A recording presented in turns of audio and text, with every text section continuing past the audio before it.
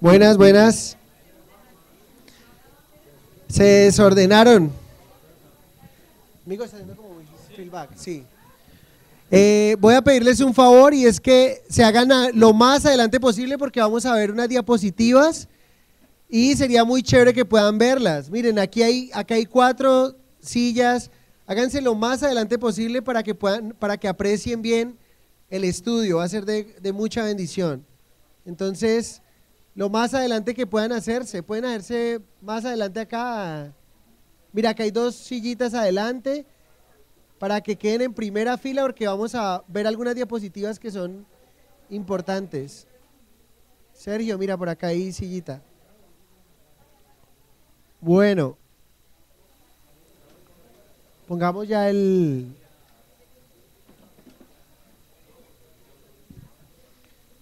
Bueno, hoy vamos a iniciar, voy a invitarles a que se sienten ya, por favor, orden en la sala, y vamos con nuestras Biblias, Apocalipsis capítulo 2. Ajá, gracias. Súper, gracias Andrés, usted bendiga.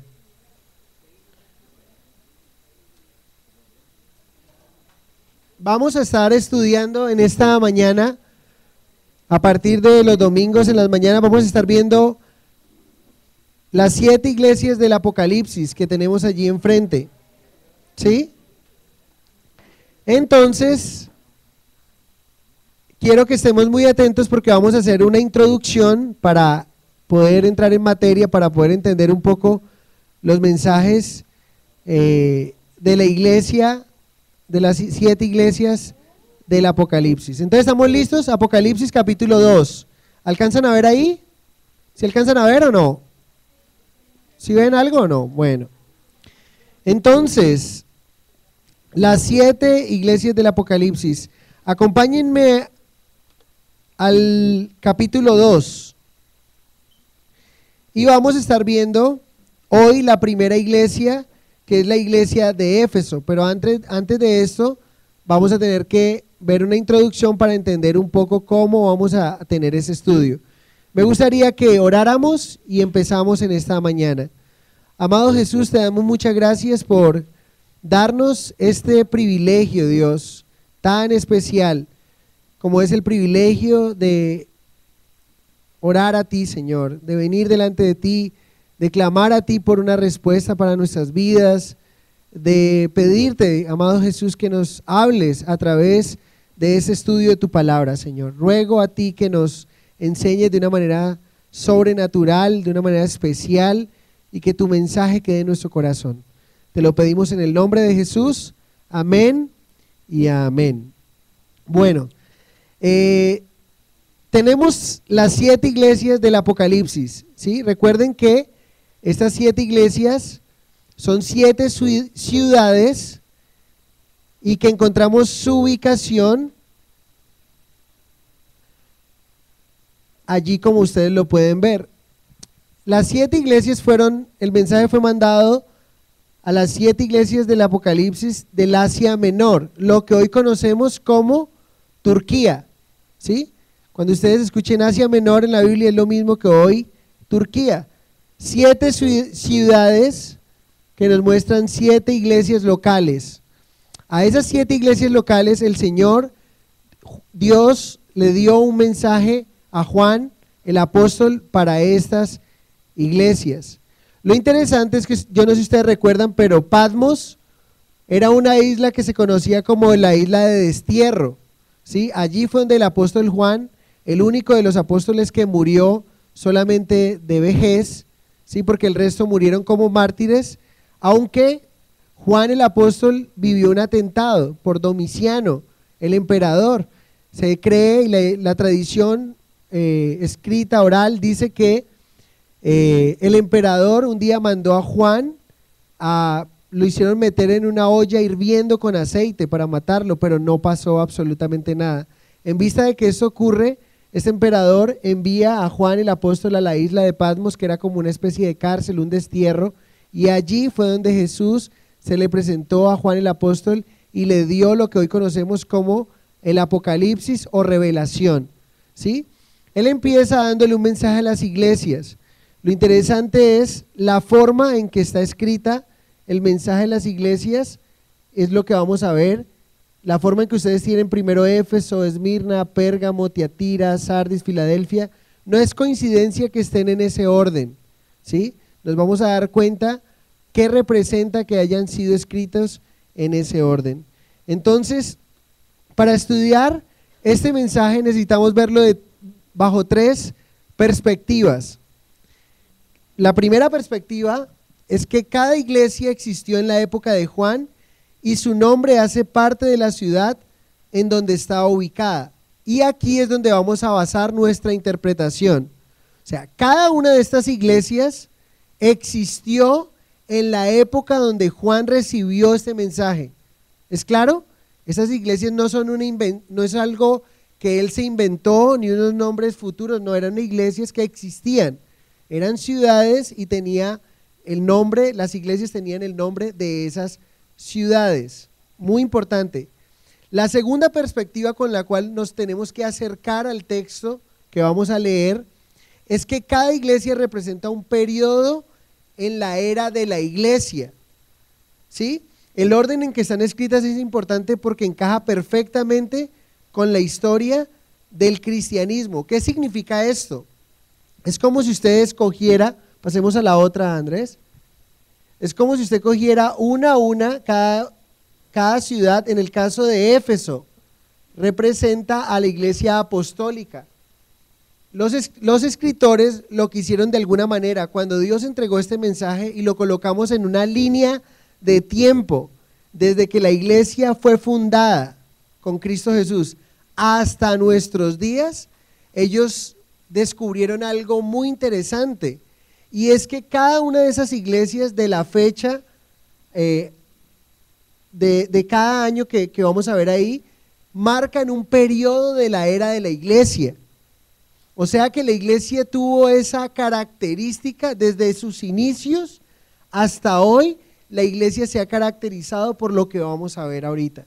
Entonces, no fue coincidencia de que Dios haya mandado este mensaje de esta manera y que no lo haya mandado primero Éfeso, luego Filadelfia, luego Pérgamo, no. Cuando uno lo pone en una línea de tiempo, ¿cuándo nació la iglesia?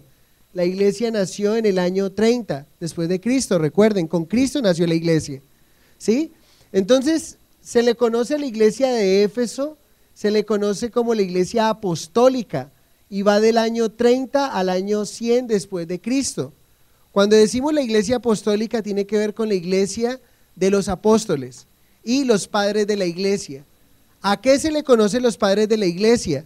Se le conocen los padres de la iglesia a aquellos hombres que fueron enseñados directamente por los apóstoles. A eso se le conoce como los padres de la iglesia. Entonces, la historia de la iglesia nos muestra que la iglesia fue apostólica. Éfeso es la iglesia apostólica desde el año 30 al año 100 después de Cristo. Luego el otro mensaje que vamos a ver es Esmirna. Esmirna representa en la historia de la iglesia, desde sus inicios, representa a la iglesia que ha sido sufrida y perseguida. La iglesia ha sido perseguida siempre. Hoy día está recibiendo una persecución mayor que antes, pero la iglesia que más mártires tuvo en la historia que lleva a la iglesia, valga la redundancia, es desde la época de Esmirna, o sea, la iglesia sufrida y perseguida desde el año 100 al 312 después de Cristo. O sea que Esmirna representa esa iglesia sufrida y perseguida. La mayor cantidad de mártires se derramaron en ese periodo de tiempo. La iglesia de Pérgamo representa la iglesia corrupta por el Estado. Fue la iglesia que se asoció con el Estado, y ahí tiene que ver Constantino, ¿sí? El emperador Constantino lo que hizo de alguna manera fue era un emperador romano que supuestamente dijo que se había convertido al cristianismo, pero su conversión no fue real, y lo que él hizo fue coger todas esas deidades que tenían los romanos y las cambió. Eran unas deidades grecorromanas y les cambió el nombre, ¿sí? A Zeus le puso el apóstol Pablo, el apóstol Pedro. O sea, lo único que hizo fue cambiar de nombres pero nunca hubo un cambio en su corazón. O sea que lo que hizo fue prostituir, por así, perdón la expresión, el cristianismo. Y por eso a Pérgamo, vamos a ver, cuando el Señor le escribió, le mandó el mensaje a las 7 iglesias, ese va a ser el problema de la iglesia de Pérgamo, y representa un periodo de la historia de la iglesia del 312 al 590. La iglesia corrupta por el Estado, hubo un matrimonio con el Estado, y desde ese tiempo hasta ahora, la iglesia ha tenido de alguna manera ese vínculo con el Estado. Si ustedes se dan cuenta, la iglesia católica, que aquí es donde nace, valga también la aclaración, aquí es donde nace la iglesia católica, que cuando usted le pregunta a un católico qué significa la palabra católico, él no sabe responder. Él dice católico, amor, católico pues que hay que amarnos unos a otros y que tener paz. No, católico no significa eso. La palabra católico significa literalmente universal. Cuando este hombre tuvo esta visión, este emperador, él declaró que la religión o la fe cristiana iba a ser una fe universal, ¿sí? O la fe que él había visto tenía que ser universal, y empezó otro proceso de persecución. Entonces, es la iglesia corrupta por el Estado. La número 4, que es Tiatira, según los mensajes como el Señor los dio, es la Edad Media, ¿sí? Y allí es donde hubo mayor auge de la iglesia católica al ser la iglesia del Estado. Se enriqueció, aquí es donde empezó el proceso de empezar a cobrar por las misas, empezar a cobrar por las indulgencias, una cantidad de cosas que fue una época oscura, ¿sí? Donde en este periodo lo que hizo fue recibir el legado de la iglesia que se casó con el Estado. Les decía que desde ese momento la iglesia siempre ha tenido que ver con el Estado. La iglesia católica, ustedes se dan cuenta, cada vez que hay una situación de tomar una decisión política o algo así, intervienen la iglesia católica como tal, tienen un poder político, religioso también. Entonces, aquí se enriquecieron de una manera tremenda, porque venían bajo el Estado, con el apoyo del Estado, ¿sí? El apoyo del Estado sigue siendo hasta nuestros días. Si ustedes se dan cuenta, ¿qué ocurre cuando van a hacer una nueva urbanización? ¿Qué es lo primero que piensa la constructora cuando hace una nueva urbanización? El parque, la iglesia, pero no la iglesia cristiana, la iglesia católica, o sea, donde tiene ese apoyo del Estado. Entonces se fortaleció lo que es la iglesia católica. Y miren, cuando uno conoce la historia, uno ve que esta iglesia apostólica que inició con Cristo, la iglesia que hoy somos nosotros, que inició con Cristo, se fue perdiendo al pasar de los años. Entonces, por eso cuando encontramos aquí, vamos a la otra diapositiva, cuando encontramos la iglesia de Sardis, que representa la iglesia muerta, la número 5 es la iglesia católica que se enfrenta a la reforma protestante. Aquí es donde muchos de nosotros empezamos a conocer la historia nuestra y decimos, nosotros venimos es de la iglesia y no de la iglesia protestante. Los católicos nos llaman los cristianos separados, o los hermanos separados, porque ¿de dónde nació? Resulta que Martín Lutero era un cura, ¿sí? Un teólogo de la iglesia católica, pero él se dio cuenta de que lo que estaba haciendo la iglesia católica no era lo que la Biblia decía.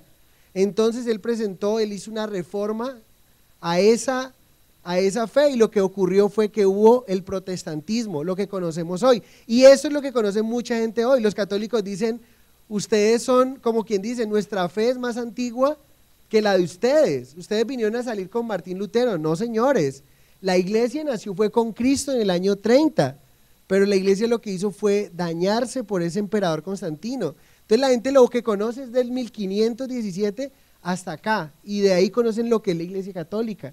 Y por eso la gente le daba miedo el tema de ser cristiano o algo así, porque lo ven como una secta, pero realmente fue la fe original. Yo no sé si ustedes sabían, pero en Hechos de los Apóstoles nos dice que el primer nombre que tuvieron los seguidores de Cristo eran los del camino, con C mayúscula, pero luego el primer nombre que les dieron fue el nombre de cristianos, ¿sí? Es muy importante conocer esto, y lo vamos a ver representado en cada una de las iglesias. Entonces imagínense, cuando la iglesia vive todo esto, esta fracción, Martín Lutero entra con su reforma, la iglesia queda dividida, Y entonces queda la iglesia, ahí donde viene el mensaje a la iglesia, ¿qué? Filadelfia, que es conocida como la iglesia fiel. Martín Lutero tenía un dicho que era enseñar la Biblia y solo la Biblia. Estos hombres, estos que recibieron el legado de Martín Lutero y otros hombres en la Reforma, se convirtió en la iglesia fiel, que es el mensaje de la iglesia de Filadelfia, del año 1750 al año 1950 después de Cristo. Surgieron hombres de Dios como algunos de ustedes lo han escuchado muchas veces, Charles Spurgeon, ¿sí? El príncipe de los predicadores. ¿Por qué se le llamaba el príncipe de los predicadores? Porque Jesús era el rey. Entonces era un hombre tan letrado, tan especial. La catedral de Londres se llenaba cuando ese hombre enseñaba. Dice que la gente no cabía, como en la época de Jesús, que muchos venían a escuchar pero no cabían. Pero ¿qué pasó con esa iglesia fiel? Ahí viene el mensaje a la Odisea, que es la iglesia apóstata, y va del año 1950, y ustedes pueden ver por aquí pequeñito un signo de interrogación. O sea que la era de la iglesia en nuestros días, ¿en cuál estamos nosotros hoy, si hemos entendido? Según la historia de la iglesia, estamos en la era de la iglesia apóstata, la iglesia arrogante y orgullosa. Cuando ustedes comparan el mensaje de la Odisea con nuestros días, ustedes se van a dar cuenta que es igual. Es la iglesia tibia, es la iglesia que se cree rica, que dice ser rica, que le importa más un templo lleno de oro, un templo inteligente, pero que Jesús no está dentro de ella. El Señor le dice, tú dices que eres rico y que no tienes necesidad de nada, pero eres un pobre, desventurado, miserable. Por tanto, yo te aconsejo que vengas y tomes de mi riqueza. Es lo que el Señor le dice a esta iglesia. Entonces, ¿cuál es la perspectiva que nosotros debemos de tener cuando estudiamos las 7 mensajes a la iglesia? Uno, que fueron unas ciudades que existieron y que las iglesias en su momento estaban funcionando, pero tenían unas dificultades que tenían que cambiar. ¿Es claro o no? Número 2, la sumatoria de todas ellas o el mensaje es como si lo pusiéramos en una línea de tiempo. Desde que nació la iglesia se ha comportado de esa manera a lo que vamos hoy. Increíble, porque hoy vemos una iglesia apóstata. Entonces, quedaríamos tristes al pensar, ¿cómo así, pastor? ¿Quiere decir que, cómo voy yo ahí?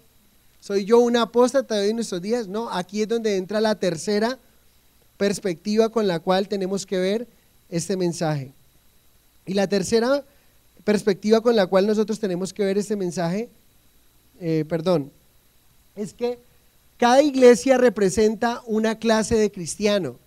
Entonces, como así, vamos a ver aquí dentro de nuestra iglesia, recuerden que cada uno de nosotros somos iglesia, y entre cada uno de nosotros, aquí pueden haber cristianos Éfeso, cristianos Esmirna, cristianos Pérgamo, cristianos Tiatira, cristianos Sardis, cristianos Filadelfia y cristianos Laodicea. El reto al terminar todo eso es que nos vayamos comparando y diciendo, uy, ¿cómo así? Entonces yo soy cristiano Filadelfia, qué bendición.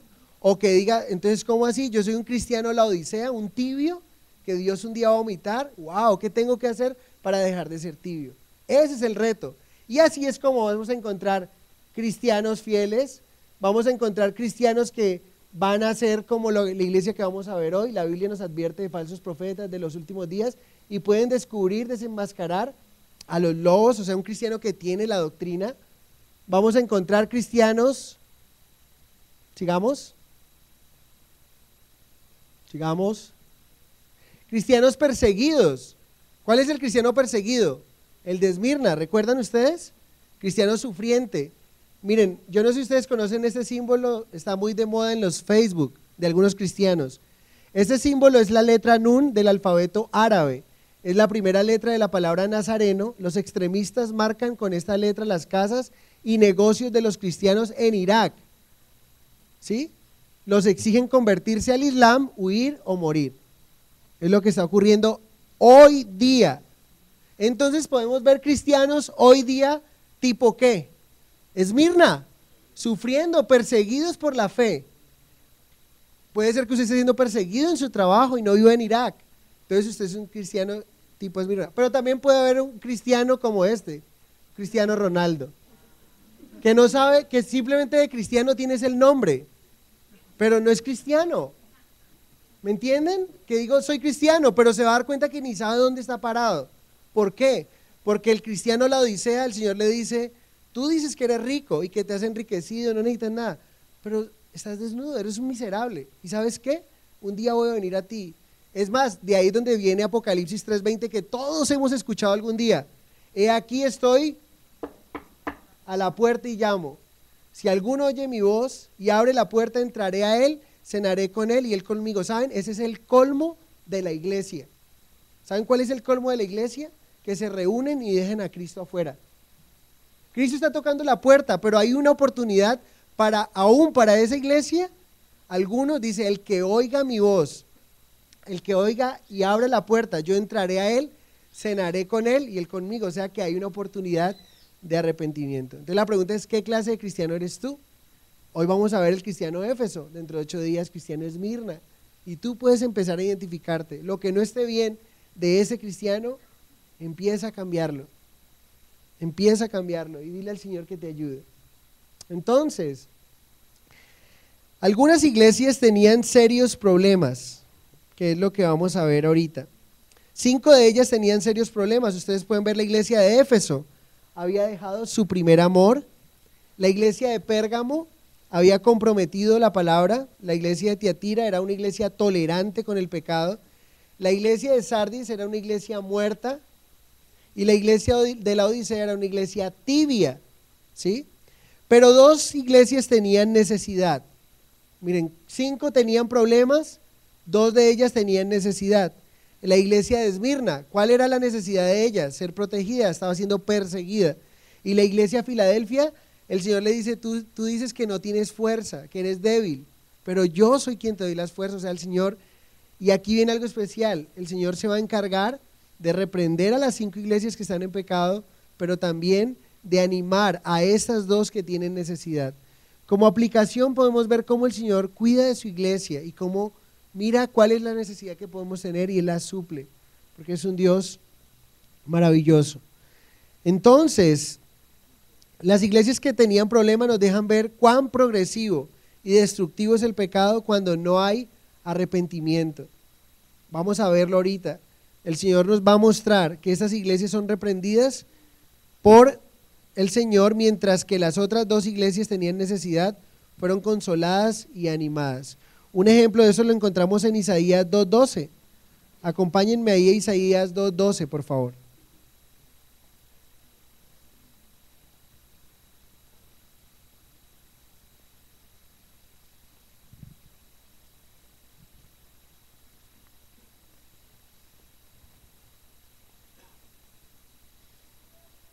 Isaías 2:12 dice lo siguiente: porque día de Jehová de los ejércitos vendrá sobre todo soberbio y altivo, sobre todo enaltecido, y será abatido. Es lo que el Señor dice.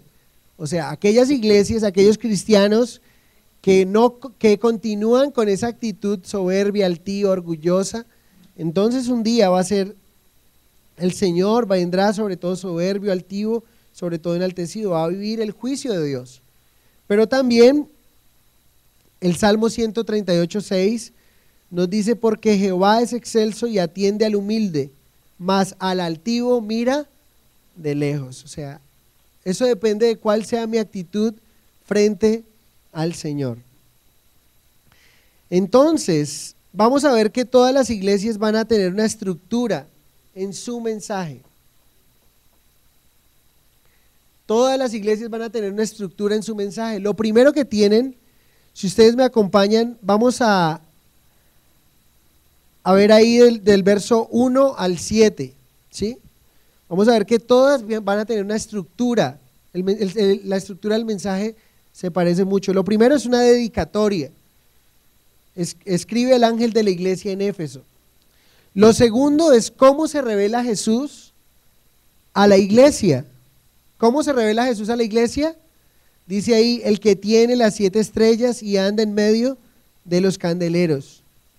Lo tercero que hace el Señor es darle un reconocimiento a esta clase de cristiano, que era trabajadora. La de Éfeso era trabajadora, paciente, buena doctrina, tenía discernimiento. La cuarta es la reprensión. ¿Cuál es la reprensión que recibe la iglesia de Éfeso? Que ha dejado su primer amor. Pero también hay una advertencia: recordar de dónde había caído y arrepentirse. ¿Qué pasa si no lo hace? Y que iba a quitar el candelero. Luego viene un segundo reconocimiento para la iglesia de Éfeso: aborrecer lo que Dios aborrecía. Y lo séptimo es un reto final: al que tiene oídos, al que venciere, le daré el árbol de la vida. Quiero decirles algo: la estructura del mensaje es muy parecido en 5 de ellas, se mantiene, o sea, va a tener una dedicatoria, vamos a ver cómo Jesús se revela a cada una de las iglesias, cómo se identifica a ellas, va a haber reconocimiento, pero tristemente hay una iglesia que no tiene ni un solo reconocimiento. ¿Saben cómo se llama esa iglesia? La Odisea. La iglesia de la Odisea no va a tener ni un solo reconocimiento. ¿No les parece a ustedes triste? Un cristiano que no tenga ni un solo reconocimiento por el Señor. Pero vamos a encontrar que hay 2 iglesias que no tienen reprensión. Y esas 2 iglesias se llaman Filadelfia y Esmirna, ¿sí? Que es la iglesia sufriente. Es la iglesia que no tiene reprensión. Advertencia: recordar de dónde habían caído. Reconocimiento: miren que esta iglesia de Éfeso tiene doble reconocimiento, en otras va a tener solamente una sección de reconocimiento. Y lo último es un reto final. Todas tienen un reto final, ¿sí? Todas tienen un reto final. El que tiene oídos, oiga lo que el Espíritu dice a las iglesias, o sea, invitándonos a ese reto individual que cada uno como creyentes podemos tener. Entonces vamos a entrar en materia del capítulo 2, versos 1 al 7. Acompáñenme a leerlo, por favor. Apocalipsis 2, 1 al 7, el mensaje a la iglesia de Éfeso. Escribe al ángel de la iglesia en Éfeso, el que tiene las 7 estrellas en su diestra, el que anda en medio de los 7 candeleros de oro, dice esto: yo conozco tus obras y tu arduo trabajo y paciencia, y que no puedes soportar a los malos, y lo son, y los has hallado mentirosos, y has sufrido, y has tenido paciencia, y has trabajado arduamente por amor de mi nombre, y no has desmayado. Pero tengo contra ti que has dejado tu primer amor. Recuerda, por tanto, de dónde has caído, y arrepiéntete, y haz las primeras obras, pues si no, vendré pronto a ti, y quitaré tu candelero de su lugar, si no te hubieres arrepentido. Pero tienes esto, que aborreces las obras de los nicolaitas, las cuales yo también aborrezco. El que tiene oído, oiga lo que el Espíritu dice a las iglesias. Al que venciere le daré de comer el árbol de la vida, el cual está en medio del paraíso de Dios. Entonces, tenemos aquí que Éfeso significa deseada o ardiente. Cuando uno ve el reconocimiento de esta iglesia, que no tiene un reconocimiento, sino que tiene 2 reconocimientos, todos nosotros podríamos pensar: wow, esta es la iglesia donde yo quisiera estar. ¿Cuántos de nosotros les gustaría ser una iglesia donde tenga obras, donde tenga buena doctrina, donde sea una iglesia que sabe cuando alguien está enseñando algo incorrecto y quitan a los falsos maestros de ahí? Uno dice: wow, esa iglesia es súper chévere. Pero cuando uno ve realmente el problema de esta iglesia, uno dice: esta iglesia tenía un serio problema que tenía que arreglar. Éfeso era la ciudad principal del Asia Menor, centro político, religioso y económico. Era famosa por el templo de Diana, una de las 7 maravillas del mundo. ¿Se pueden imaginar la capital que era esta ciudad? Era una ciudad tremendamente importante, era un centro político y religioso. ¿Se acuerdan de la diosa Diana de los Efesios? Hoy día simplemente es una de las 7 maravillas del mundo, ¿sí? Solo hay ruinas ahí en ese lugar, pero fue un lugar maravilloso, espectacular, que existió, la ciudad de Éfeso, donde estuvo la iglesia de Éfeso. Fue tan buena esa ciudad y fue tan bien enseñada que tuvo los mejores maestros que una iglesia haya podido tener. ¿Se pueden ustedes imaginar que de la Biblia, que tiene 27 libros, el Nuevo Testamento, 13 de ellos se le dan crédito al apóstol Pablo, casi la mitad. Si Hebreos lo escribió el apóstol Pablo, que algunos piensan serían 14. Pensemos en esto, o sea, que una iglesia haya tenido de maestro a aquel hombre que Dios usó para escribir 14 o 13 libros del Nuevo Testamento. ¿Qué dicen ustedes? ¿Una iglesia tenaz en enseñanza o no? ¡Qué privilegio! ¿Saben? No solamente tuvieron al apóstol Pablo como maestro durante 3 años ahí, sino que también Pablo dejó a su discípulo más cercano, a su hijo espiritual llamado como Timoteo. Eso lo encontramos en 1 Timoteo capítulo 1, verso 3. Dice: como te rogué que te quedases en Éfeso cuando fui a Macedonia, para que mandases algunos que no enseñen diferente doctrina. Si algo se caracterizaba a la iglesia de Éfeso, ¿qué era? Wow, era una iglesia espectacular, una iglesia maravillosa en enseñanza. Ninguna como la iglesia de Éfeso. Buenos maestros, una iglesia muy, muy bien parada en la doctrina. Pero nos sigue mostrando aquí, vamos a ver la dedicatoria de esta iglesia. Dentro de la estructura, escribe al ángel de la iglesia en Éfeso. La palabra ángel significa mensajero, ¿sí o no? Pero entonces, alguien podría pensar, ¿es un ángel divino o humano? Lo que podemos saber es que cuando el Señor escribe, aquí no estaba escribiendo a otro ángel, porque noten que no tiene sentido lo siguiente, que Jesús venga y le hable a un humano que es el apóstol Juan, ¿sí? Y le revele un mensaje para que lo envíe a un ángel que está en el cielo. ¿Tiene sentido? No tiene sentido. Pero como la palabra ángel significa mensajero, sí tiene sentido que Jesús venga y le revele un mensaje al apóstol Juan, para que a su vez el apóstol Juan mande ese mensaje a los mensajeros, a los pastores, líderes o ancianos que están en cada una de esas iglesias. ¿Tiene sentido? Absolutamente. Entonces, cuando dice escribe al ángel de la iglesia en Éfeso, está diciendo escribe al pastor que está en Éfeso, escribe al líder que está en Esmirna, es a ellos a quienes se refiere, por el orden que está llevando. Entonces, ángel significa mensajero. Esa es la dedicatoria. Vamos ahorita a la revelación de Jesús, que es el número 2, Andrés. La revelación de Jesús, la parte 1 del verso B. El que tiene las 7 estrellas en su diestra, el que anda en medio de los 7 candeleros de oro, dice esto. Entonces aquí Jesús, ¿cómo se identifica con la iglesia? Miren aquí, está diciendo el que tiene las 7 estrellas en su diestra y el que anda en medio de los 7 candeleros de oro, dice esto. ¿Quién es el que está hablando? No es Juan el apóstol, sino alguien que tiene las 7 estrellas. Vamos a ver quién es y qué representa esto. ¿Quiénes son las estrellas y quiénes son los candelabros? O los candeleros. Necesitamos ir al capítulo 1, verso 20. La parte B nos da la interpretación. ¿Me acompañan ahí a leerlo? Capítulo 1, verso 20. Las 7 estrellas son los ángeles de las 7 iglesias.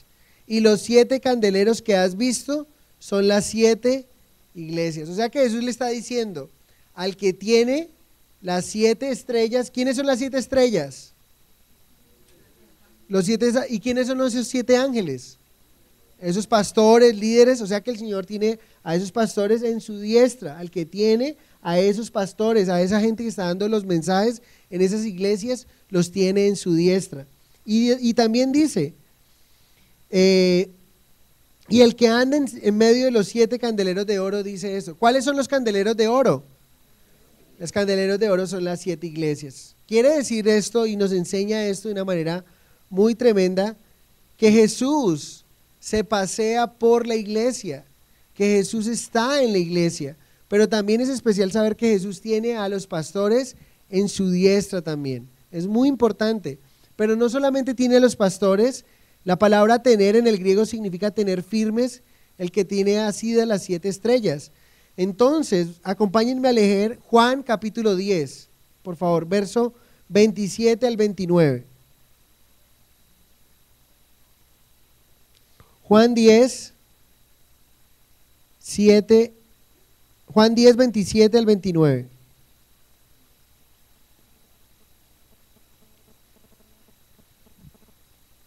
¿Estamos? Dice lo siguiente: mis ovejas oyen mi voz, y yo las conozco y me siguen, y yo les doy vida eterna, y no perecerán jamás, ni nadie las arrebatará de mi mano. Mi Padre que me las dio es mayor que todos, y nadie las puede arrebatar de la mano de mi Padre. O sea que lo que nos dice ese pasaje es que Jesús no solamente tiene en su diestra a los pastores, sino que también la tiene, ¿quién? Tiene a sus ovejas. Si tú eres oveja del Señor, Él está con su diestra sosteniéndote. Y si nosotros estamos en la diestra del Señor, es el mejor lugar donde podemos estar porque estamos protegidos, confiados, seguros, ¿sí? En su mano. De ahí nada nos puede pasar. En la diestra de Jesús es el mejor lugar en el cual nosotros podemos estar. Miren también lo que nos dice Isaías 41:10, por favor.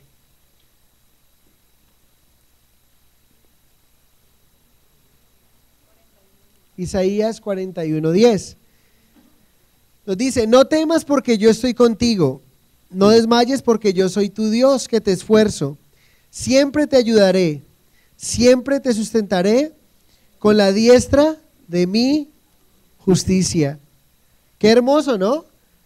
Si nosotros estamos en la diestra del Señor, no debemos de temer, porque Él siempre nos va a sustentar. ¿Sí? Dice ahí: siempre te ayudaré, siempre te sustentaré con la diestra de mi justicia. Mi oración en esta mañana es que podamos hacer realidad, que el Señor pueda hacer realidad eso en nosotros, que Él pueda ayudarnos con su diestra, animarnos. Pero ¿saben algo? Con la misma diestra que nos sostiene, con la misma diestra que Jesús protege a los suyos, es la misma diestra con la que Jesús juzga a sus enemigos. El Salmo 21:8. Salmo 21:8.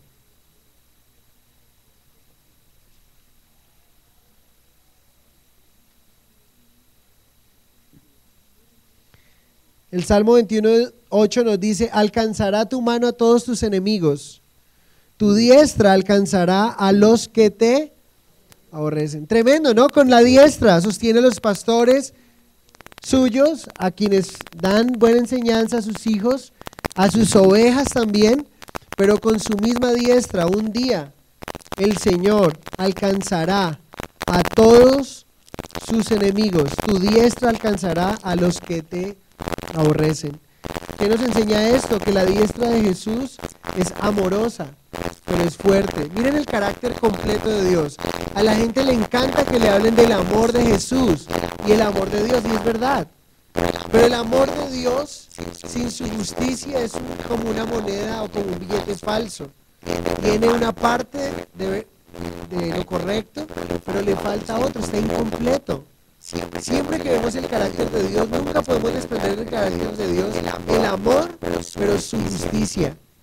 El amor, pero su justicia. Es un Dios que me ama absolutamente. Un Dios que ama al pecador absolutamente. Pero es un Dios justo, que no tendrá por inocente al culpable.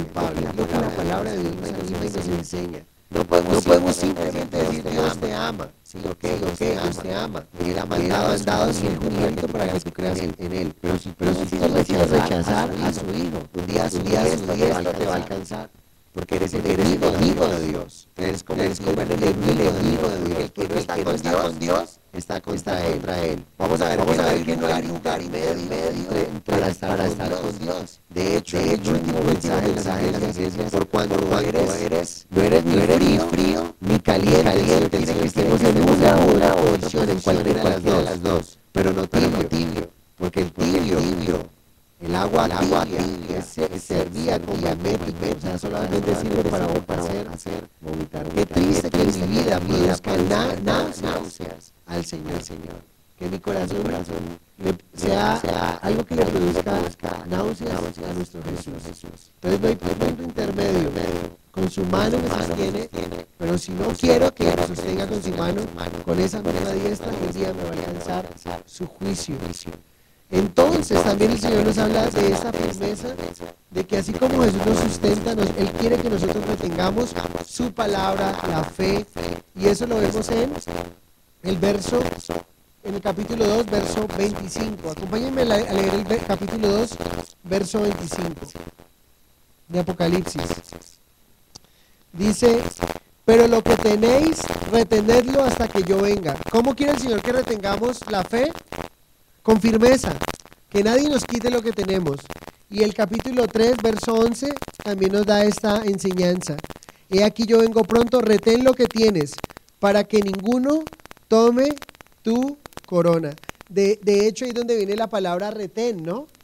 ¿Sí o no? ¿El retén para qué sirve un retén? Para retener. Pero ¿para qué sirve también? No, los retenes que no dejan que pase aceite y controla, hace algo interesante. El Señor quiere que nosotros tengamos con firmeza su palabra, la fe. No que seamos inconstantes, sino firmes como Él es firme. Entonces vean lo que nos dice aquí, la parte B del verso allí, cuando Él se identifica. El que anda en medio de los 7 candeleros de oro, dice esto. ¿Qué son los candeleros de oro? Las iglesias. O sea que Jesús está diciendo, piensen en esto en este momento. Jesús está andando por aquí. Jesús está cuidando su iglesia de que sea bien enseñada. Está protegiendo su iglesia. Jesús está cuidándonos a nosotros, pasea por aquí. ¿Y cómo lo hace? Por medio de su Espíritu Santo. Pero ¿saben algo tremendo que me parece a mí esto?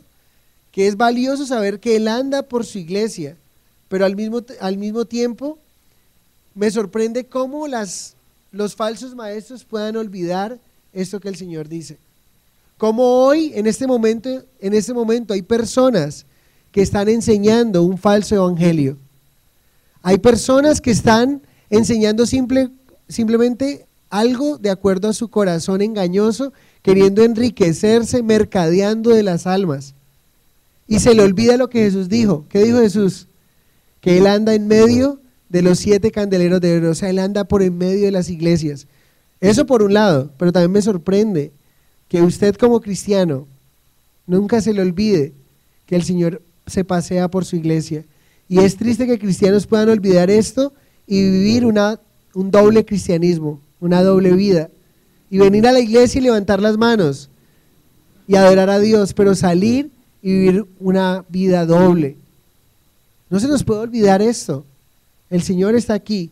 Y saben, como maestro de la Biblia, el Señor un día voy a dar cuentas a Dios por lo que dije y por lo que no dije. Pero usted también, como oveja del Señor, un día tendrá que dar cuentas por lo que escuchó del Señor y no hizo. Pero es para ambos lados que el Señor nos habla allí. Sigamos con la parte del reconocimiento, versos 2 y 3. Vamos al verso 2 y 3. Entonces, la primera estructura del mensaje, ¿cuál es? La primera estructura del mensaje es la dedicatoria. ¿A quién le está escribiendo? Al pastor de la iglesia de Éfeso, al anciano, al director, al encargado de la iglesia de Éfeso. Número 2, ¿cómo se identificó Jesús con la iglesia? Como aquel que tiene a los pastores en su diestra y aquel que tiene a las iglesias en su diestra y aquel que se pasea por en medio de su iglesia también. Vamos a ver el reconocimiento para esta iglesia. Versos 2 y 3. Yo conozco tus obras y tu arduo trabajo y paciencia, y que no puedes soportar a los malos, y has probado los que se dicen ser apóstoles y no lo son, y los has hallado mentirosos, y has sufrido y has tenido paciencia, y has trabajado arduamente por amor de mi nombre, y no has desmayado. Tremendo, porque cuando vemos estos reconocimientos podríamos pensar que es el tipo de iglesia donde queremos estar, pero nos damos cuenta que tenía un problema serio que arreglar. Miren el reconocimiento. El primer reconocimiento es que era una iglesia incansable en la obra de Dios. ¿Sí o no? Dice, yo conozco tus obras. tu arduo trabajo. La palabra arduo significa unos cristianos que trabajaban de sol a sol, que trabajaban con su mente, pero también con su corazón. Eran buenos obreros de Dios. Era una iglesia, esta iglesia se puede decir que es la iglesia misionera. Recuerden, era una iglesia apostólica, era iglesia misionera, activa, de buena enseñanza, pero también era una iglesia paciente. Dice que allí dice: conozco tu obras, tu arduo trabajo y paciencia, que no puedes soportar a los malos. La paciencia debe ser un atributo que como creyentes debemos de tener, ¿sí? Debemos de ser pacientes y amorosos con nuestros hermanos. Pero esta iglesia lo que no hacía, o lo que hacía también, era que no toleraba el pecado. Era paciente con los que eran débiles, pero no toleraba el pecado con aquellos que venían a la iglesia y vivían de una manera incorrecta. Entonces era una iglesia trabajadora, paciente, pero que no toleraba el pecado. Como iglesia nosotros estamos llamados a soportarnos con paciencia en amor, pero estamos llamados a ser tolerantes, no estamos llamados a ser tolerantes o complacientes con el pecado y las falsas enseñanzas. También era una iglesia con buena doctrina. ¿Recuerdan? ¿Por qué tenían buena doctrina? Porque tenían buenos maestros, ¿sí? Eran bien enseñados. Y has probado los que dicen ser apóstoles y no lo son, y los has hallado mentirosos. Miren que desde mucho tiempo atrás, los falsos maestros han existido.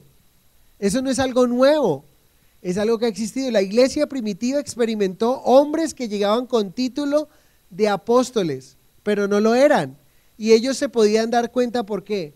Por el estudio. Cuando esos hombres enseñaban, no era cuán carismático ellos eran, no se fijaban en cuán lindo les parecía y si se erizaban o no se erizaban en un servicio. Ellos lo que veían era, ¿qué es lo que este hombre está diciendo que la Biblia no dice? Este hombre no es un apóstol, porque no está enseñando lo que la Biblia dice. Y lo que hacían con nombre así era reprenderlo y lo sacaban tallado de ese lugar. Tremendo, ¿no? ¿Qué tal que la iglesia en nuestros días fuera así? Se para un pseudo pastor, un pseudo profeta, y que la gente pueda pararse y decir: hey, ¿qué clase de profeta es esto? Eso no es el profeta que la Biblia habla, y que puedan censurar. Era una iglesia de alguna manera con criterio, eran estudiosos y conocedores de la Biblia, como nos dicen los de Berea. Pablo dice en Hechos 17 que los de Berea eran más nobles que los de Tesalónica, porque escudriñaban las escrituras para ver si esas cosas eran así. ¿Y saben quién les enseñaba? El apóstol Pablo. Les enseñaba, ellos tomaban apuntes como ustedes están tomando apuntes en este momento. ¿Y qué hacen? Llegaban a la casa y no dejaban esos apuntes ahí a un lado, los metían y al otro domingo volvían y sacaban la Biblia y cogían. No, llegaban a la casa y decían: vamos a ver qué fue lo que este hombre dijo allá, porque no tenían la Biblia como nosotros, ¿sí? Y no tenían la cantidad de manuscritos como hoy tenemos Biblias por doquier y podemos ir a ellas y escudriñarlas. Era una iglesia con buena doctrina. Era una iglesia también perseverante, ¿sí? Verso 3 de Apocalipsis 2. Y has sufrido y has tenido paciencia y has trabajado arduamente por amor de mi nombre y no has desmayado. Esta iglesia había experimentado el costo de seguir al Señor a través del sufrimiento. Todos nosotros sabemos qué les costó a la primera iglesia. De hecho, si ustedes recuerdan, la gran comisión que el Señor da y les dice: vaya y hagan discípulos a todas las naciones, bautizándolos en el nombre del Padre, del Hijo y del Espíritu Santo. Ellos tenían que hacerlo y el Señor les dijo que esperaran en un lugar hasta que viniera el Espíritu Santo. Pero ellos realmente no es que hayan sido tan obedientes de una. Ellos recibieron el Espíritu Santo y predicaron porque el Señor se los trajo ahí a todos los que escucharon el estruendo de cómo recibieron el Espíritu Santo y vinieron ahí. Pero realmente ellos empezaron a ir a la gran comisión y a compartir por todo el mundo cuando empezaron a ser perseguidos. Cuando ellos realmente empezaron a ser perseguidos, o sea, el costo de ellos de haber aceptado a Cristo fue que empezaron a ser expatriados y ser esparcidos por todos los rincones del mundo. Y ahí es donde se conoce la frase como judíos errantes. Y eso inició desde la iglesia primitiva o la iglesia primera, la iglesia apostólica. ¿Se acuerdan la era de la iglesia del año 30 al año 120 más o menos? Es la iglesia apostólica. Esta es la iglesia que el Señor está hablando. Una iglesia que había sufrido, que había tenido paciencia, que había trabajado arduamente por amor del nombre del Señor y que no había desmayado. O sea, era una iglesia perseverante. Todos estos son los reconocimientos. Pero también dice allí, vamos a la reprensión. ¿Sí? Vamos al número 4, que es la reprensión. Pero tengo contra ti que has dejado tu primer amor. Antes de seguir allí, miren ahí la parte de admiración, y eso es muy importante. Y has sufrido y has tenido paciencia y has trabajado arduamente por amor de mi nombre y no has desmayado. Algunos falsos maestros dicen que el sufrimiento, ¿sí?, es la consecuencia del pecado, pero no siempre que tú estés sufriendo significa que estés en pecado, porque el Señor ve este sufrimiento de ellos como un reconocimiento. ¿Me hago entender? No siempre que un cristiano está sufriendo es porque algo malo hizo o está en pecado para que sea perseguido, para que esté viviendo de esa manera como está viviendo. Es una falsa enseñanza que es la enseñanza de la prosperidad o del evangelio positivo, donde enseña que el cristiano no puede ser perseguido o el cristiano no puede vivir un momento difícil porque entonces está en pecado. No es verdad. El pecado de ellos no era esto, el pecado es lo que viene, pero la persecución es algo que el Señor valora y le admira a esta iglesia. Dice, ha sido perseguido por amor de mi nombre. Una iglesia sufrida por el amor del Señor. Pero viene la reprensión. Tiene muchos reconocimientos, ¿no? Muchos. Sufrida, paciente, buena doctrina, no soporta a los que no enseñan bien, pero mire lo que ocurre. Pero tengo contra ti que has dejado tu primer amor. Esta iglesia no había perdido, sino dejado su primer amor, lo había abandonado. Fue algo que dejaron. Abandonar o dejar significa abandonar y dejar a un lado. Dejar el primer amor es con lo que más lucha nuestra carne, ¿sí? Y una de las formas con las cuales nosotros podemos luchar con nuestra carne es por medio de la oración y por medio de la palabra. La oración y la palabra es algo que es una lucha continua que podemos dar una batalla con nuestra carne. Necesitamos estar en permanente comunión con nuestro Dios, oración. La oración es lo que más le cuesta a nuestra carne. Miren lo que alguien dijo alguna vez.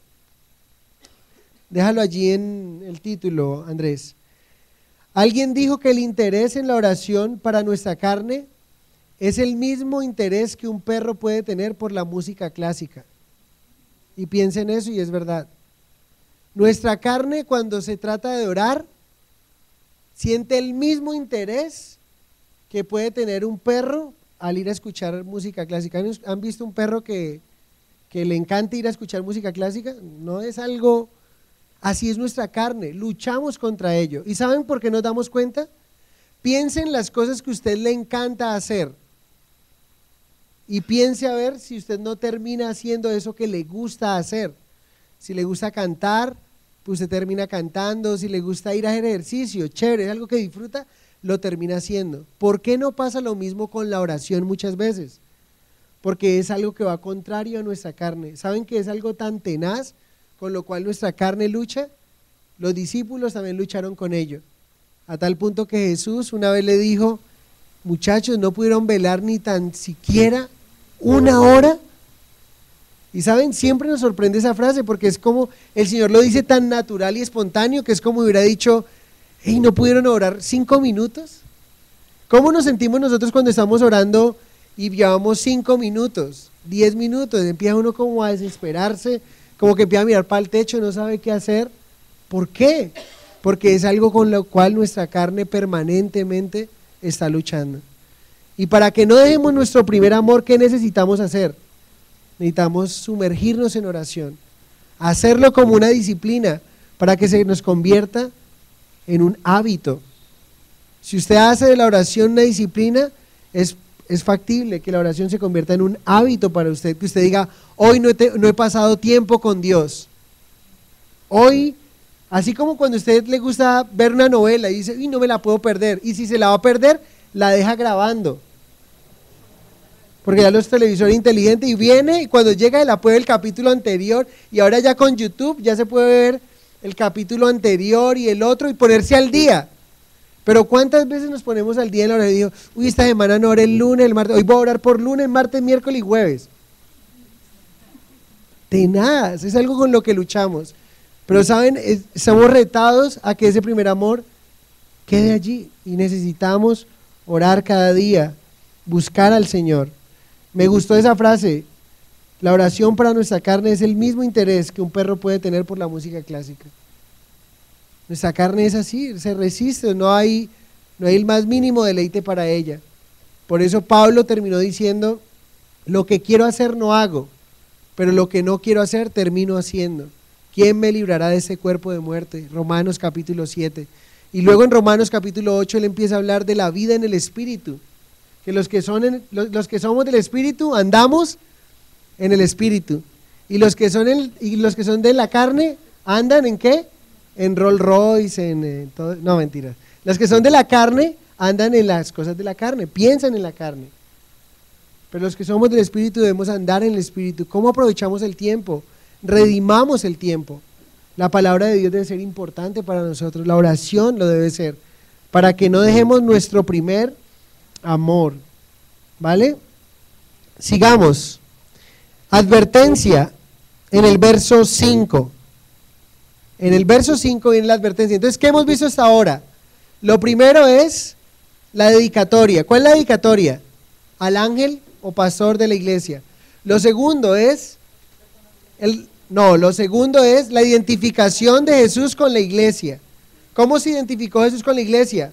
Como aquel, o sea, en pocas palabras, déjenme decirle esto, Jesús se identificó como alguien que tiene mucho amor y mucho poder como para sostener la iglesia, pero también como alguien que viene a juzgar la iglesia, ¿sí?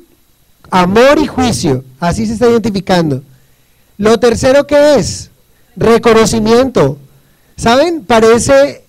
Aprendamos de Jesús cuando vayamos a llamarle la atención a alguien.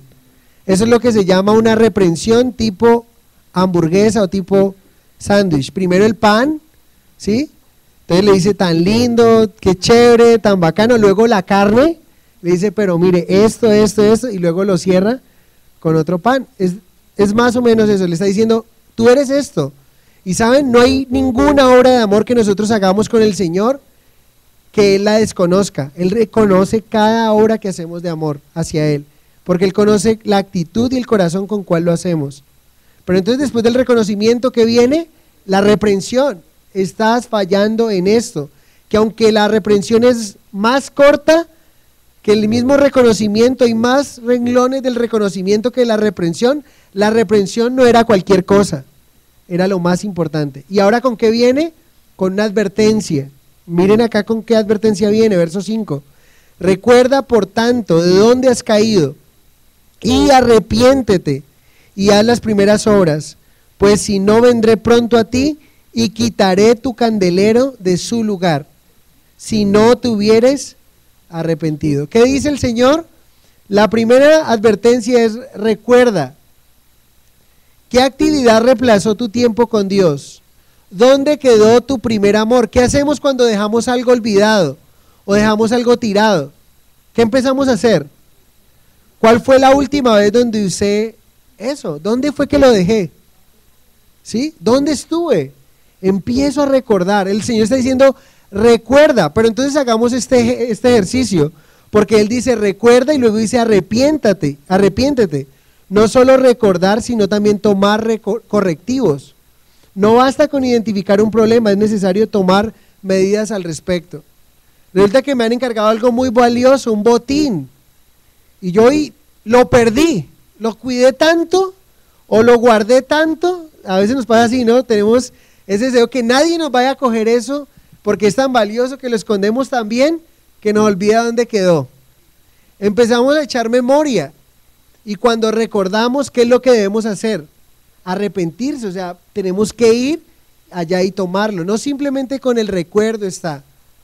Otro ejemplo es cuando nosotros vemos acerca de la contabilidad, ¿sí? Tengo un problema con la contabilidad, mi negocio no está funcionando, le paso un escaneo que se llama un programa contable, y el programa contable me muestra dónde está el error, pero necesito tomar un correctivo al respecto. A mí no me va a solucionar nada que me digan, mire, es que el cajero lo está robando, ¿sí? Ya el desfalco no va a volver a suceder simplemente porque yo conozca la noticia, ¿no? Yo tengo que proceder a hacer algo. ¿Qué es lo que procedo a hacer? Tomar medida. Entonces cambio ese personaje de ahí, pongo a alguien honesto y entonces ya me empiezo a dar cuenta que todo empieza a funcionar. No solamente es recordar cuáles eran mis actividades cuando conocí de Cristo, cómo vivía yo cuando tenía a Cristo, sino que yo también debo tomar un correctivo, arrepentirme. ¿Qué fue lo que me robó el tiempo con Dios? La novela, la Voz Kids, es esto, listo, pues vamos a darle turn off, o sea, apagarlo definitivamente. Es el Facebook, como alguien puso por ahí, a partir de hoy este Facebook queda cerrado hasta nueva orden, ¿sí? Él mismo decidió cerrar su Facebook porque sabe que le está robando tiempo valioso en algo importante. Entonces recuerda, pero arrepiéntete, es muy importante. Haz las primeras obras. ¿De qué está hablando? Las obras que emanaban de tu primer amor. No meramente siente tus primeros sentimientos, sino haz las primeras obras que surgen del mismo. O sea, no simplemente recuerdas y empiezas a hacer así, yo recuerdo cuando yo iba y oraba en mi cuarto y tal, y bueno, ¿qué fue lo que me hizo que ya ahorita no lo hago?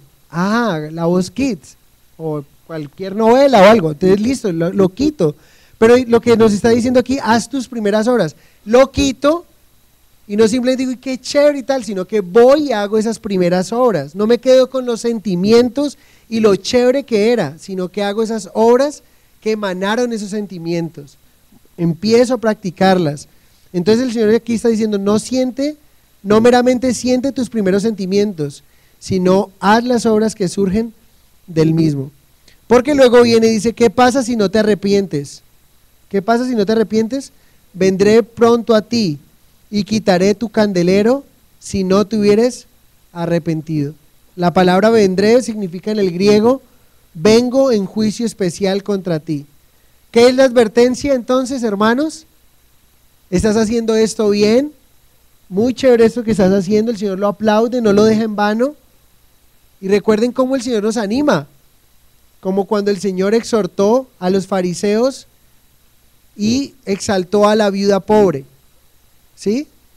Cuando ellos vieron que la viuda pobre echó tan poquito en las arcas, el Señor le dijo que eso era necesario hacer, ¿sí? Sin dejar de hacer lo otro. Los fariseos se creían mucho porque estaban echando mucho dinero en las arcas, pero no tenían misericordia, amor, verdad, y ahí es donde el Señor les dice, sigan haciendo eso, o sea, sigan dando las ofrendas como lo están dando.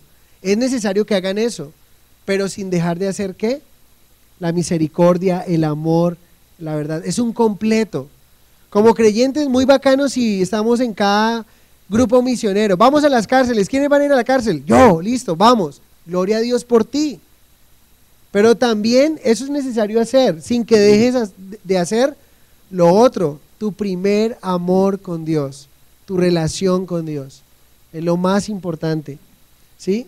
Porque si no vendré un juicio especial y quitaré tu lugar. Dice, quitaré, removeré la iglesia de Éfeso y la llevaré a otra parte. Es lo que el Señor está diciendo. Es la mudanza del candelero, no su extinción. Noten ahí, lo que está haciendo el Señor es la mudanza del candelero, pero no viene y apaga el candelero, con lo que se amonesta. Juicio para algunos, pero dicho juicio es la ocasión de misericordia para otros. ¿Sí me hago entender? Como el candelero son las iglesias, El Señor nos dice, vengo y apago esa iglesia. Recuerden que cada uno de nosotros somos iglesia, pero Él dice, voy a mover mi candelero del lugar. Entonces viene juicio para algunos, pero hay misericordia para otros que sí se arrepienten. Así ha sido hasta el día de hoy. La sede de la iglesia se ha cambiado, pero la iglesia misma sobrevive. ¿Cómo es el ejemplo? Lo que el oriente ha perdido, el occidente ha ganado. Ustedes se dan cuenta cómo ha llegado el evangelio en nuestros días. Esa iglesia apostólica que un día que fue tan prominente en el oriente, fueron menguando su amor por el Señor. Y lo que muchos de ellos han perdido, nosotros acá hemos ganado. El Señor ha movido el candelero de alguna manera de su lugar. No hubo un arrepentimiento. ¿Se pueden ustedes imaginar que lo que un día fue? Por eso nunca podemos vivir de las glorias pasadas, ni de las glorias prestadas. ¿Cuáles son las glorias pasadas? Lo que yo fui. ¿De qué le sirvió a la iglesia de Éfeso haber sido lo que fue si hoy no es nada? Hoy simplemente son ruinas. ¿Sí? A tal punto que un escritor comentó que alguien hace poco visitó a Éfeso. No encontró más que 3 cristianos allí, y estos eran tan ignorantes que apenas hubieron oído jamás los nombres de Pablo y Juan. Uno dice, ¿qué?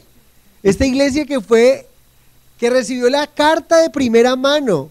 Nosotros hoy estamos viviendo la aplicación, pero ellos lo vivieron literalmente, y de ahí tomamos la interpretación. Fue una iglesia literal que un día recibió carta, llegó carta.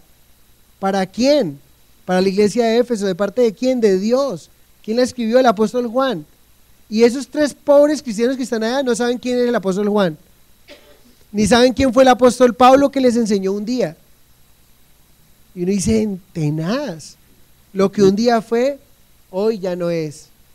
O sea que quiere decir esto, que al parecer no hubo un arrepentimiento de esta iglesia. ¿Sí? Entonces, a los hombres nos suele pasar muchas veces lo mismo en el matrimonio, ¿no? Algunos hombres de novios son diferentes a esposos. Escuché de aquella mujer que iba caminando por el parque y le dice al novio, a la novia, mi amor, el cielo está estrellado contemplando tu hermosura.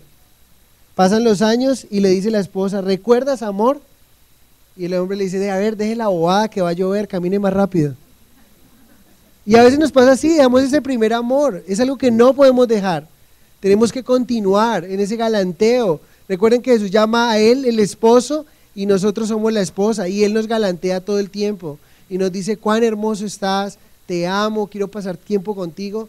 ¿Cómo estás tú recepcionando lo que el Señor te dice? ¿Cómo tú tomas el mensaje hoy? Recuerden que en esta iglesia hay cristianos, Éfeso, Esmirna, Sardis, Laodicea, Filadelfia. Tenaz que el que sea Laodicea aquí, sería muy tenaz. Entonces, sigamos con el segundo reconocimiento. Tremendo, porque viene un segundo reconocimiento para esta iglesia. Pero tienes esto, que aborreces las obras de los nicolaitas, las cuales yo también aborrezco. ¿Sí? Entonces ninguna virtud de esta iglesia se le escapa al Señor. ¿Se dan cuenta? Algunas veces podemos pensar, pero ¿por qué el Señor?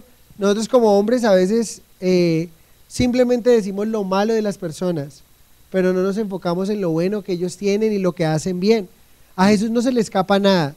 Sabía que eran buenos misioneros, que no retenían doctrina mala, que todo lo que hacían. Aquí vuelve y les da segundo reconocimiento, pero tienes esto, que aborreces las obras de los nicolaitas.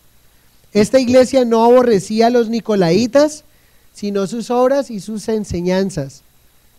Como aplicación debemos aborrecer los hechos malos de los hombres y no a los hombres mismos. A veces caemos en ese error de aborrecer a los hombres por su pecado, cuando deberíamos de aborrecer el pecado de esos hombres. Ellos aborrecían las obras de los nicolaitas, pero no aborrecían como tal a los nicolaitas, porque podrían de ahí algunos salvarse.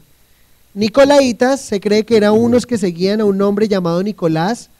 No era una secta, sino cristianos profesados que, como Balaam del antiguo, trataron de introducir en la iglesia una falsa libertad, es decir, la licencia o gnosticismo. O sea que era como una corriente liberal que trató de introducirse en la iglesia, y ellos aborrecían las obras de estos nicolaitas, no las aceptaban en la iglesia. Entonces el Señor admiraba lo radical que esta iglesia está haciendo. Terminemos con el reto final. Entonces podemos volver a recordar cómo es el mensaje. El mensaje, ¿a quién está dirigido? Al pastor de la iglesia. Es una dedicatoria para que él la entregue a la iglesia. Lo segundo es cómo se identifica, como alguien amoroso pero justo.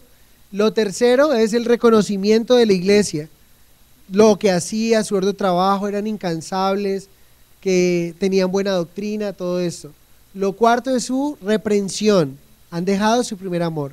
Lo quinto es una advertencia, tienes que arrepentirte de eso que estás haciendo mal. Lo sexto es su segundo reconocimiento, que es la única iglesia que tiene 2 reconocimientos.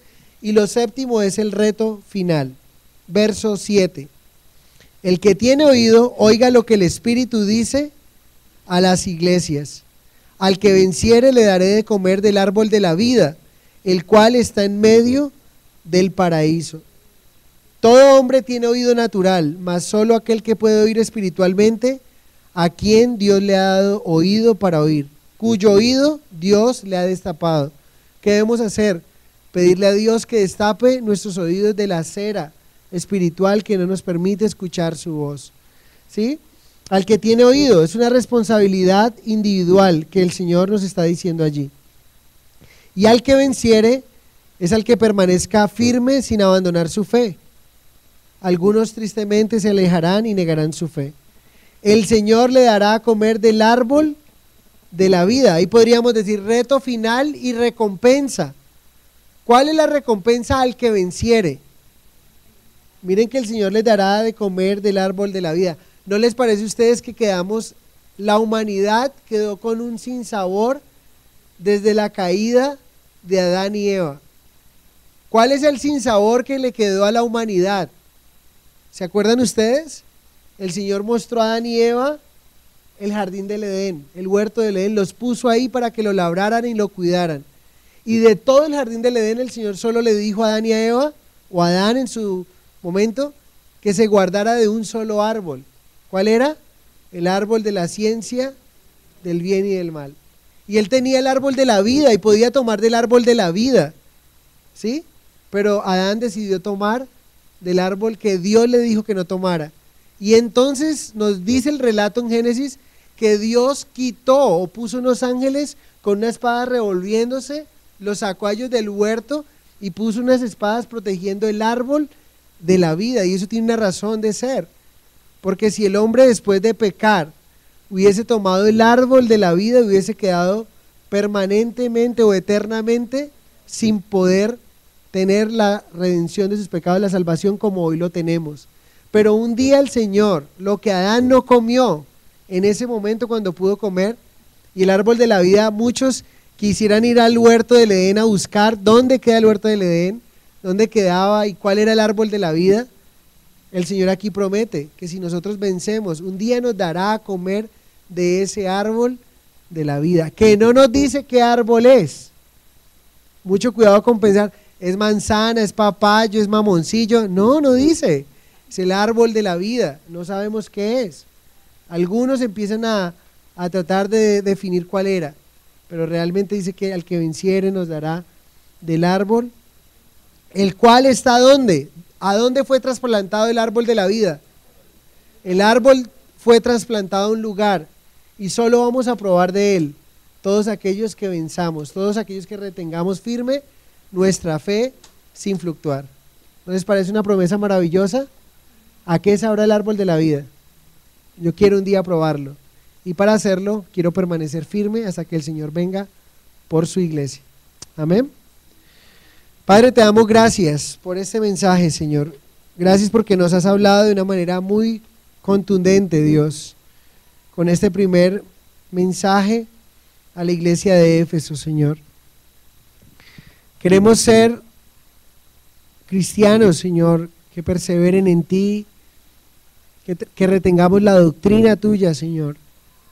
Pero también hoy queremos orar por ese primer amor. No queremos abandonar ese primer amor del cual tú llamas la atención a esta iglesia y la llamas a un arrepentimiento.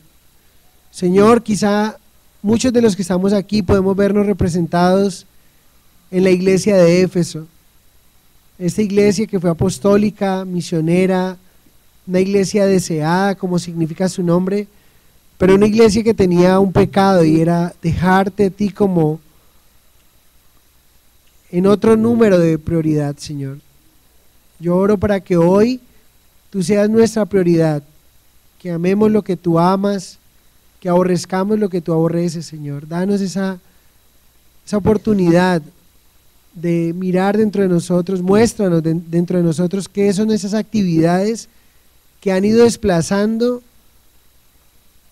que te han ido desplazando de nuestro corazón. Y ayúdanos a recordarlas y a volver y a hacer las primeras obras que hacíamos antes, cuando éramos creyentes con fuego por ti, con pasión por ti, Señor. Padre, no hay nada más triste que un cristiano pueda perder, que es la pasión.